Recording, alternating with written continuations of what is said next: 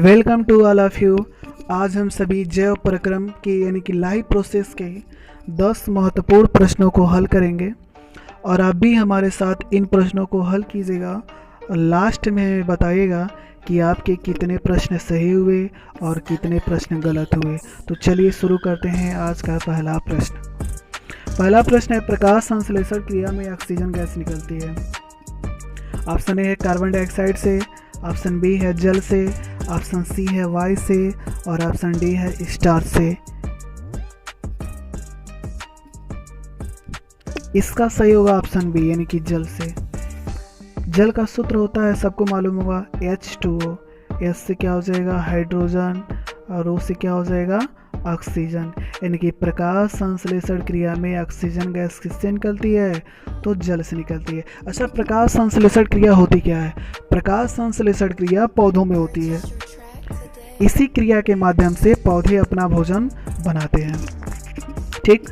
प्रश्न नंबर 2, पादपों में वायु प्रदूषण कम करने वाली प्रक्रिया है।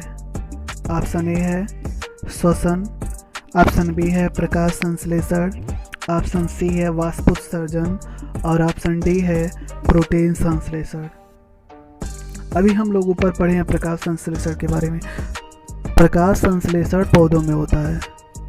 जब पौधे भोजन बनाते हैं तो वायुमंडल से कार्बन डाइऑक्साइड ग्रहण करते हैं और जमीन से यानी कि अपने जड़ों के रास्ते जल को ग्रहण करते हैं। यानी कि कार्बन डाइऑक्साइड और जल को मिला करके सूर्य की उपस्थिति में पौधे अपना भोजन बनाते हैं। जब कार्बन डाइऑक्साइड पौधे ग्रहण कर लेंगे तो वायु प्रदूषण अपने आप कम हो जाएगा।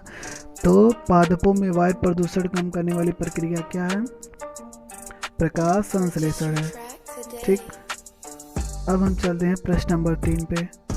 प्रश्न नंबर 3, स्वपोषी पोषण के लिए आवश्यक है।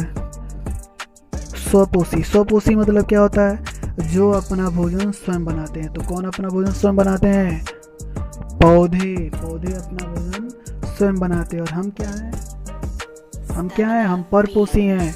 हम दूसरों पर निर्भर रहते हैं, यानी कि हम पौधों पर निर्भर रहते हैं।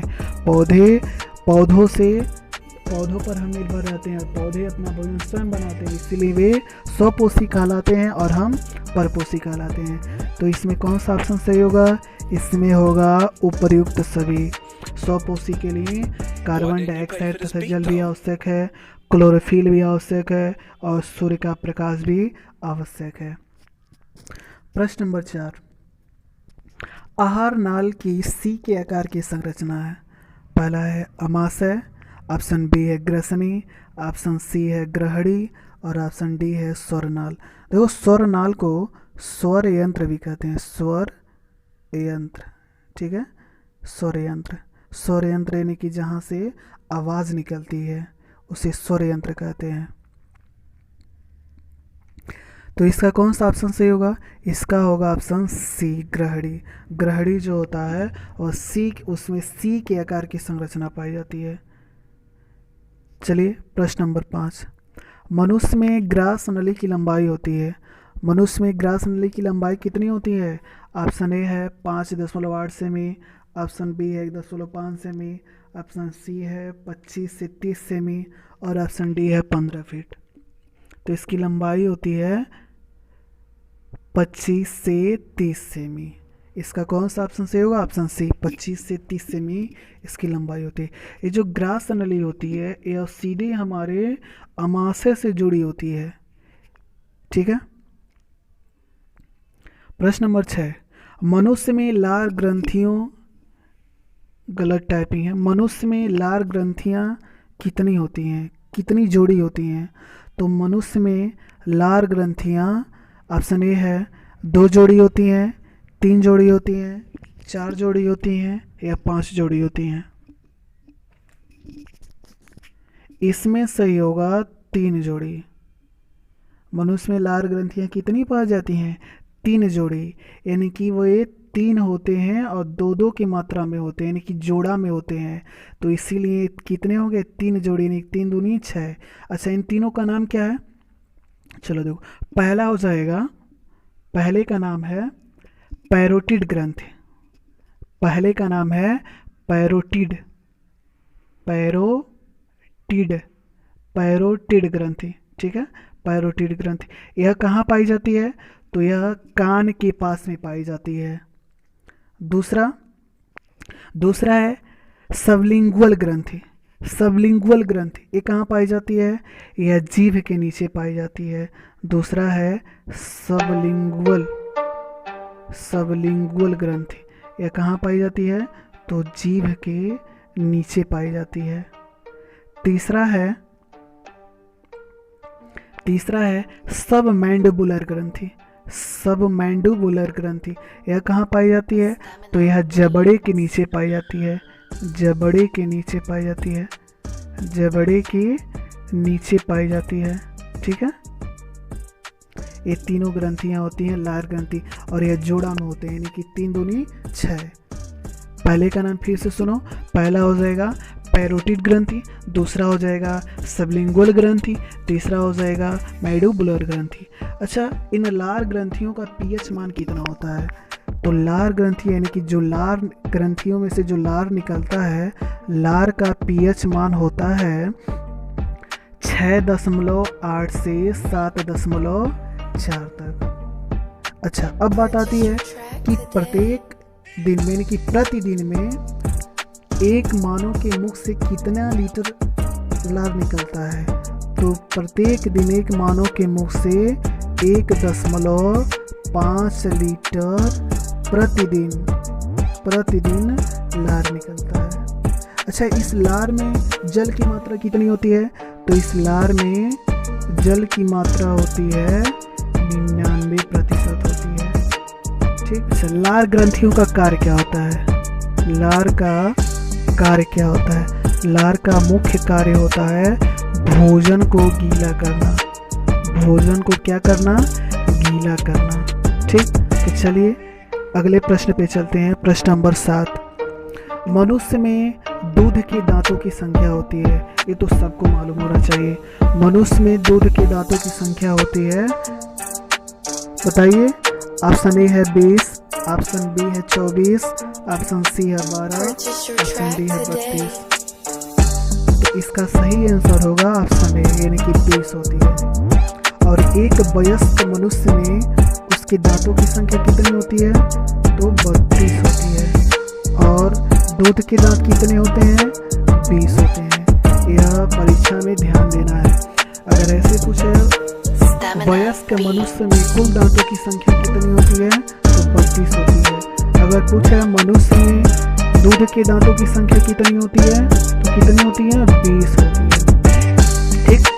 अब चलते हैं प्रश्न नंबर 8। ये बहुत ही महत्वपूर्ण प्रश्न है। प्रश्न नंबर 8, जठर रस स्रावित होता है। जठर रस क्या होता है? स्रावित होता है। किससे स्रावित होता है? ऑप्शन बी है पित्ताशय से, ऑप्शन सी है अमाशय से, ऑप्शन डी है यकृत से। इसका सही आंसर होगा ऑप्शन सी, अमाशय से।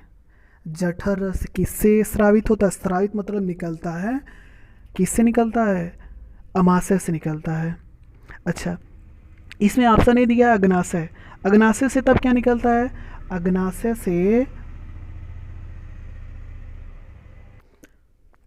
अग्न्याशी रस निकलता है। अग्नाशय से क्या निकलता है? अग्नाशयी रस निकलता है, ठीक। अग्नाशयी रस निकलता है। यह प्रतिदिन एक मानव के शरीर में कितना ml निकलता है? तो एक मानव के शरीर में अग्नाशय से अग्नाशयी रस 500 ml प्रतिदिन निकलता है। अच्छा, अग्नाशयी रस का पीएच मान कितना होता है? तो अग्नाशयी रस का पीएच मान होता है 8.5। इस अग्नाशयी रस में होते क्या क्या है? तो इस अग्नाशयी रस में एक होता है एंजाइम, उस एंजाइम में होता है ट्रिप्सिन। ट्रिप्सिन का क्या कार्य है? ट्रिप्सिन का कार्य है भोजन का पूर्ण पाचन करना। पित्ताशय से क्या निकलता है? तो जो पित्ताशय होता है, पित्ताशय में पित्त रस संचय होता है। पित्ताशय में क्या रस होता है? पित्ताशय में पित्त रस संचय होता है। ऑप्शन डी है यकृत से। अच्छा, यकृत से क्या स्रावित होता है? यकृत से सबसे महत्वपूर्ण प्रश्न है, हमेशा एग्जाम में आता है कि यकृत से क्या स्रावित होता है। तो यकृत से क्या स्रावित होता है? यूरिया स्रावित होता है। क्या स्रावित होता है? यूरिया स्रावित होता है। जठर रस स्रावित होता है अमाशय से। इसका राइट आंसर होगा। चलिए अगला प्रश्न, विटामिन कितने प्रकार के होते हैं? विटामिन सबको मालूम होना चाहिए। विटामिन 2 प्रकार के होते हैं। कौन कौन? एक होता है जल में घुलनशील विटामिन और दूसरा होता है वसा में घुलनशील विटामिन। जो जल में घुलनशील विटामिन होते हैं वे होते हैं बी और सी, और जो वसा में घुलनशील विटामिन होते हैं वे होते हैं ए, डी, ई और के। ठीक। लास्ट प्रश्न, निम्नलिखित में से किसमें सर्वाधिक मात्रा में प्रोटीन होता है? तो चलिए बताइए। इसका ऑप्शन ए दिया है सोयाबीन में, इसमें ऑप्शन बी दिया है दाल में, सी दिया है यकृत में, ऑप्शन डी दिया है मशरूम में। सर्वाधिक मात्रा में प्रोटीन किसमें पाया जाता है? इसका सही आंसर होगा ऑप्शन डी, मशरूम में।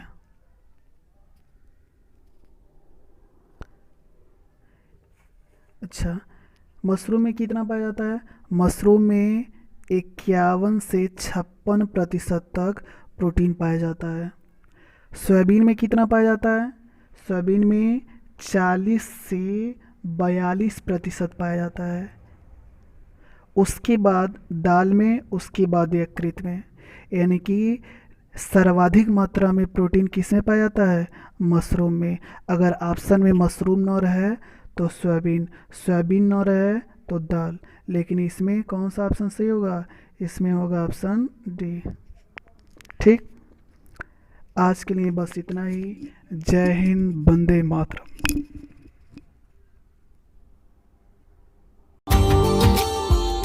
Subscribe now and press the bell icon. Never miss an update from Tips Official.